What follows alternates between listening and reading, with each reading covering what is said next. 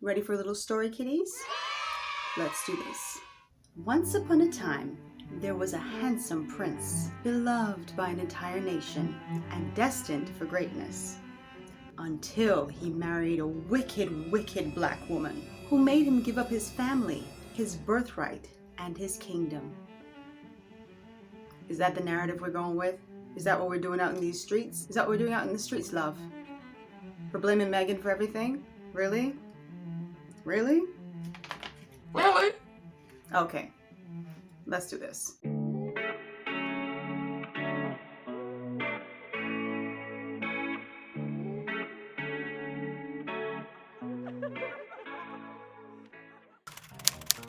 These people are funny.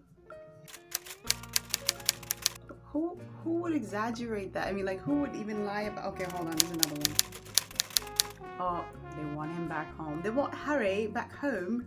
All right, let's get into this conversation. Where's my drink? I should have had tea for the occasion. All right, kiddies. So Harry and Meghan be taking it to the streets, y'all. They be taking it to the streets. And the streets, of course, is Oprah Winfrey's network that aired on Sunday. I mean, it drew millions of eyeballs, of course, because people are still interested in not necessarily the royal family, but Meghan and Harry, and they want to know what led to them fleeing from the UK and taking up residence in the United States. We've heard so many stories about how Meghan was mistreated by the British media. If you guys aren't familiar with that, you can do any Google search and you'll see that they were extremely tough on her. And it had a lot of racist, I don't even know if it were just undertones, they were overtones. They were very overt with the racism. And obviously she had a lot of issues dealing with royal palace staff as well. The staffers, she felt, weren't as kind as they could have been. Meghan is a girl, or a woman rather, who is now pregnant with her second child for Harry. And she was pregnant with her first child, Archie, and she talked about having suicidal thoughts because even though Harry, to some extent, tried to prepare her for this life in the spotlight, like, there's really no way to prepare someone for that. And he got really afraid after, of course, she was explaining to him that she had suicidal thoughts, and he saw it for himself. He saw that the British media weren't being so helpful and that his family weren't as kind to Meghan or as patient or as warm or hospitable to her as they could have been. And I just see like so many similarities between what Meghan was going through and what Princess Diana went through. Obviously, they're two totally different women, two different backgrounds, race backgrounds, all that sort of thing. But I remember just feeling so sorry for those of you who are old enough to remember Princess Diana. I remember just feeling so sorry for that woman because it's like, you could see that she hated that life.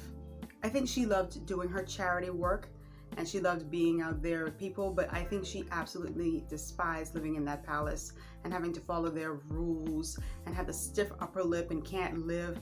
With a gal name, Meghan is an American gal and her ma Jamaican, okay? So Caribbean women, I don't care if she was born in the States, she got a lot of her Caribbean blood in her. And I can tell you, we don't hold our mouth too tough. Something is bothering us, we speak out. So the fact that this woman was muzzled for the time when she was inside the royal palace, woo, I know that was tough on her. And one of the things that I noted from the interview was the fact that she said like they would keep her passport, her driver's license, all that sort of stuff. And I maybe that is the protocol for the palace. Maybe that is what they do. But doesn't it kind of remind you of like human trafficking? That's kind of scary to me. The minute they talk about, hey Rogan, we need your passport. What? Boss, what you need my passport for? So I don't know how she was able to deal with that. And then Meghan is such an outspoken person. To be muzzled all that time is just ridiculous. One of the saddest things I think, besides the fact that she talked about having suicidal thoughts and feeling so isolated, so lonely, so depressed during that time it's several things, but it's this. We as outsiders always look at people's lives and think they have it made. Here comes this American girl who was doing I think she was on Suits. She was on a television show on USA, and she was on a reality show. And she, you know, but she married into this institution, into this family that was world renowned, and there was money, there was decadence, there's everything that a girl could wish for. Because you know, when you're a little girl, you grow up with these dreams that a handsome prince will come and whisk you away to the palace, and you live happily ever after. And that absolutely did not happen in this case. And it's just having that illusion just shattered, and then being so far away from home and isolated from friends and family, and then having to deal with the British press. And if anybody knows anything about the British press, they are notorious for destroying people. They are so toxic. It's like a cesspool, and they don't care. And if you happen to be black or half black or anything, any mixture that is not white, dog eat your lunch, because they are destructive. They are absolutely destructive. So I can't even imagine being Meghan and dealing with that every single day. That must have been so horrible. And if I could be real with you, while I applaud Harry for standing by his wife and saying, you know what, I'm going to leave this behind because this is my family now, I feel like he could have done more. You know, I remember Oprah Winfrey asked him something along the lines of, you know, when your wife was going through this, like, did you say anything to your family? He's like, no, because that's just not a conversation that would be had. And I'm like, I know if my man, I can let my man stand by you. I'm going to be looking at you completely differently if I'm going through the worst time in my life and you ain't saying jack to your family. You ain't saying, you ain't pulling them aside. But then I also have to remember that Harry is not a regular dude. This is a guy who grew up in this institution, in this family, and there are certain things that they just don't do. But there's a big disconnect there for me, because I would imagine that my spouse should be my protector. And if this one was thinking about committing suicide while she was pregnant, that should have been like the straw that broke the camel's back for him to say, hold up, let me talk to Pops them. Let me talk to my Grammy them, because something, this is just ridiculous. Another part of the interview that was interesting to me was when the couple explained that there was a family, well, they didn't say a family member, they said there was a person who questioned, you know, had questions about Archie, their son's skin tone, and what would happen if he would, you know, like basically darken, his skin would darken, you know, as the days drew on, because Meghan is half black, so Archie's a quarter black. And I'm like, there are people who were shocked by that, right? But let's have a real conversation. I know black families who will check your baby's hair or the fingers to see what color they are, and they want to know, oh, is the baby gonna get dark? So this ain't new. This happens in the black community. So let's not be all like, oh, there's righteous indignation. Oh, how could they even question such a thing? Black people, y'all know that we do it in the community as well. Y'all always questioning if your baby could be darker. And we know we have that colorism thing going on. You know, we have that racist thing going on where we don't want our kids to be a certain hue. So it doesn't surprise me that people who are not even black would be having that question. Does it make it right? Absolutely not. But all I'm saying is, for the black folks who are all outraged, be mad at yourself, because a lot of you do the very same thing when a baby is born. Rather than focusing on this new life that is here and making sure the baby is healthy, y'all focus on what the baby look like and what the baby is going to look like later on if the skin going to get too dark. So don't be questioning what they did. Worry about yourself, because y'all do the same thing. I want to talk a little bit about Bethenny Frankel, the reality star turned entrepreneur. Bethenny made some comments that she's since backpedaled on those comments, but her comments were so incredibly disappointing that I have to even, you know, I mean, yes, she's apologized, but it's the initial comment that really got to me, because she hadn't watched the interview with Meghan Markle yet. And Prince Harry, and so, but she took to Twitter and she had this to say. I'm going to read it, because she saw, of course, you know, Meghan was crying about certain things. So she says, "Cry me a river.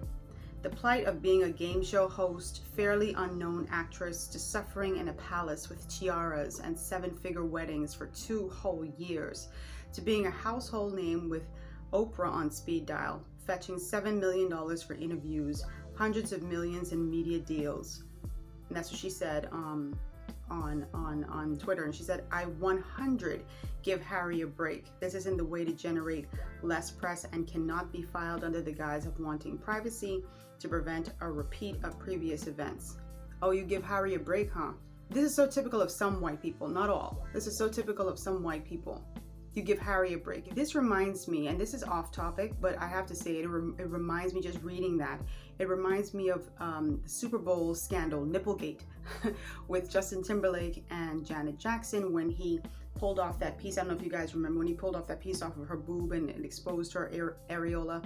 And I remember in the ensuing days, weeks, months, and even years, how Janet Jackson was vilified and Justin Timberlake just kind of got a free pass. Just got a free pass. And people were like, whoa, it's Janet Jackson.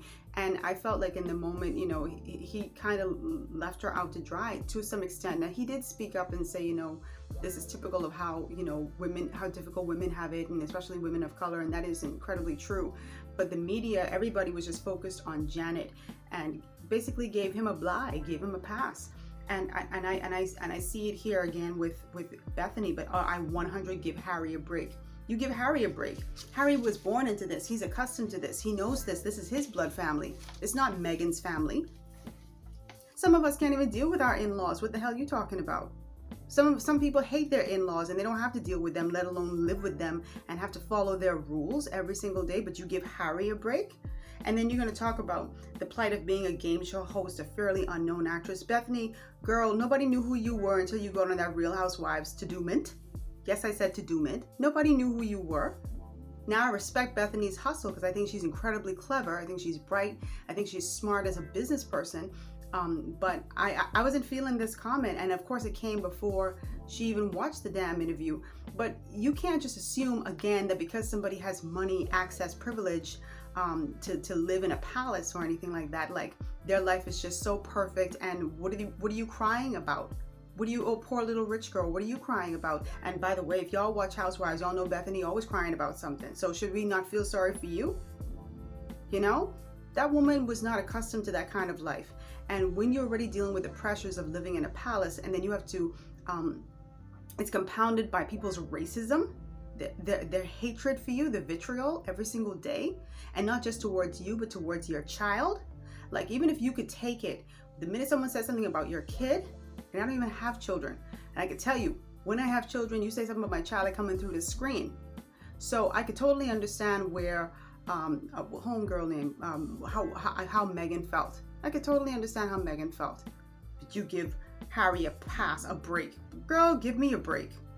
Give me a break. And as far as fetching $7 million for interviews, Harry and Meghan, it has been reported that they didn't ask for a dime, nor did they ask for the money to be given to their charity. That did not happen. You know who the winner was in this? Was Oprah Winfrey. She got paid.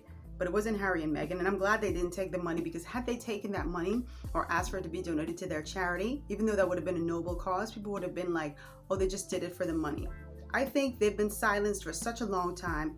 People have been telling them to shut up, trying to put Meghan in a corner, and now she's free. She can do and say what she wants. Why should she hold her tongue? Why should she hold her tongue? Get out of here.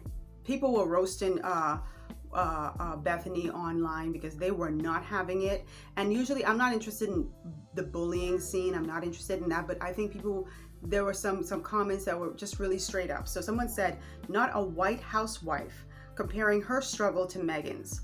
A woman of color joining the royal family. It's the delusion for me. That was funny. It's the delusion for me. Everyone is working overtime trying to silence her. Let us hear what she has to say. Absolutely. Someone else said, fairly unknown actress. Were you not a fairly unknown chef when you got on Real Housewives of New York while single? You finessed that exposure to get your brands off the ground, got a spin-off, hosted a talk show, which was a failed talk show. That's me adding that part. And now you are criticizing a black woman for just speaking? Interesting. You know, so no, Bethenny. No, Bethenny, not feeling that at all. So Bethenny then apologized. She said, I watched M and H sit down, meaning Meghan and Harry sit down. Emotional distress and racism must feel suffocating and powerless. I'm a polarizing, unfiltered, often to a flawed person with a voice. When I heard of the interview during a pandemic, it felt like a surprising choice. I'm sorry if it hurt or offended you. I'm sorry if it hurt or offended you. That word if, is a serious problem. Let me tell y'all a little something when I apologize. When you know that you've hurt somebody and offended them, it's not I'm sorry if I hurt or offended you. It's I'm sorry that I hurt and offended you. Because it takes ownership. I'm sorry that I did something and that hurt you and offended you, not if. I'm sorry if I hurt or offended. No, that's not an apology. Anyway, she apologized. Y'all do with that what y'all want. You know, sometimes, and this is like one of my biggest regrets in life. It really is. Yeah, it's one of my biggest regrets in life that Meghan Markle didn't spend at least one season on Love and Hip Hop Atlanta being groomed by our queen, the real queen of the black community, Mama D. Because Mama D would have told her and showed her the way to navigate the palace. And the minute the queen or whomever else or the palace staffers were telling Meghan, you need to shut up, Mama D would have come in with this one. Who are you to tell me to be quiet? Shut your goddamn mouth. If I was Dracula, I would sink my fangs in your carotid artery and drain you for all of it, bitch. Mama D knows the palace. She's been in the palace. She's the queen, so she knows how the palace is run. So whenever there's issues, she knows how to handle it. Ladies and gentlemen, the judicial system has once again staged a coup. But the scales of justice, unfortunately, it's got the world off its axles. Gotta love Mama D. I don't know about y'all. But me, Rogan, I was not surprised by anything that I heard and saw inside of that Oprah Winfrey interview. Were you guys really surprised? We've been seeing the build up to this over the years. Now we heard it from the horse's mouth, but we could sense that there was something wrong in that palace. I don't think the palace was ever okay with Harry bringing home this half-black gyal. Ever. But they put on a public front, like she was so welcome. And if I can be real with y'all, and maybe this is because I'm not from the UK, I really don't care about the royals. Like, the only time I even cared about them was when Diana was alive, when Princess Diana was alive. I ain't checking for Charles. I ain't checking for the Queen. I ain't checking for William. And what is his wife's name? Kate. I ain't checking for none of them. But the interest was there because of Princess Diana. And then the renewed interest came when they brought Meghan Markle into the fold. Anyway, the royals definitely have to do some damage control. If they think that, in the coming weeks, things will start to mellow out. But Harry and Meghan aren't going anywhere. They're not going anywhere. And I think this has, in my estimation, done some serious damage to the royal family. And I hope that Meghan and Harry do make it for a very long time. I hope that they have a long marriage. I'm not going to root against their marriage at all. There were some reports that there were some staffers who called Meghan's and Harry's marriage, they were saying like they have a degree marriage. And I was like, what the hell is a degree marriage? Meaning like it'll probably last as long as it takes to get a degree. That's kind of clever. But 2 years, they said 5 years maximum. I'm like, boy, look at these suckers. What about William and Kate? They ain't got no degree marriage? Child, Meghan is a rebel with the cause. You can't silence that gal. I'm glad they bounced. Anyway, leave me some comments down below. Let me know what you think, how you felt about the interview. Even if you didn't see the interview, I'm sure you saw little snippets from the interview. Let me know what you think. Before I go, I do want to know who that person was who questioned Archie's skin tone and how it would turn out. Like, I have my suspicion about who I think it is. I actually think it's a male, and I'll leave it there, right? I think people would naturally think, oh, it must be the queen. I don't think so. It's definitely family. I feel like it's definitely family, and I feel like it's a male. But I'll leave it right there. Harry is remaining tight-lipped because he knows what the fallout would be if he were to reveal who it was. I think that person is very close to Harry. Anyway, guys, leave comments down below. Let me know what you think. And don't forget, new videos every Wednesday at 1 o'clock Eastern Standard Time. Don't forget to subscribe to my channel. New content, wonderful content. Let me know the type of content you want to see. I have so many different videos that I keep canning because some things I just need to jump on. Like this is one of those topics like it just kind of infuriated me, and I just like I have to weigh in on this conversation. But let me know what you guys think. And I'll see you guys next week Wednesday at 1 o'clock. Thank you. Mwah. Love you guys. Bye.